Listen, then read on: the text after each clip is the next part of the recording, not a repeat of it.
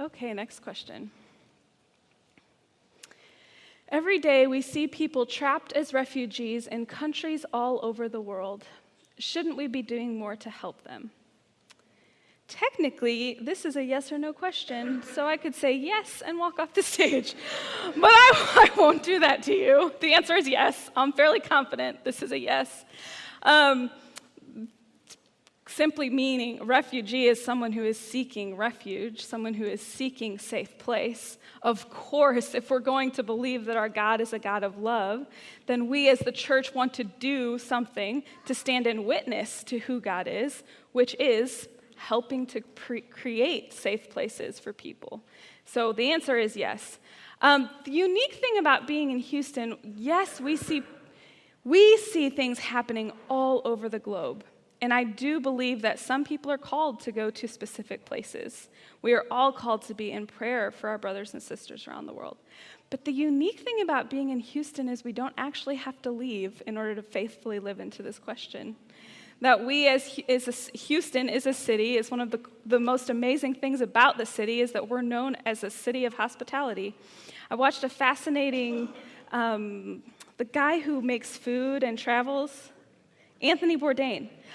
If you haven't watched the episode on Houston yet, you really should. But he does a fantastic job of, through food, showing that Houston is an incredibly international place and celebrating that we basically eat food from around the world as a form of hospitality. I'm oversimplifying it. But that's one of the beautiful things about Houston. And I think that this gives us a unique opportunity as being a part of First Methodist in Houston. I think that those two things are going to be automatically tied then, because if God has planted us in Houston, if God has said you are to be planted in this city, and Jeremiah 29 tells the people of God that wherever you are planted, that you're to seek the flourishing of that city to which you've been sent. So then for us as a church in Houston, I think it does require that we be people who try to create safe places when someone has had to flee their home because it's been demolished.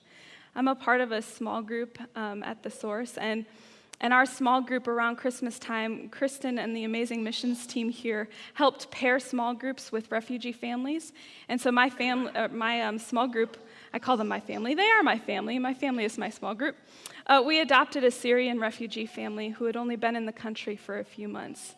And when I tell you, that was one of the most powerful, transforming experiences I have had yet to date. Because you see, there's this narrative that the news tells us about people based on where they're from or the experiences they've had. There's fear associated with welcoming in people who are different. And yet my experience of sitting down and sharing a meal with a family who is literally seeking refuge from the violence of their town having been destroyed changed my perspective on everything, and it was an extremely humbling and holy experience. So if you have no idea where to start, I encourage you to share a meal with someone who identifies as a refugee. If that's too abstract of a suggestion, reach out to Kristen, because Kristen has many ways to help us get connected if we don't know how to navigate what it means to love and welcome those who are refugees.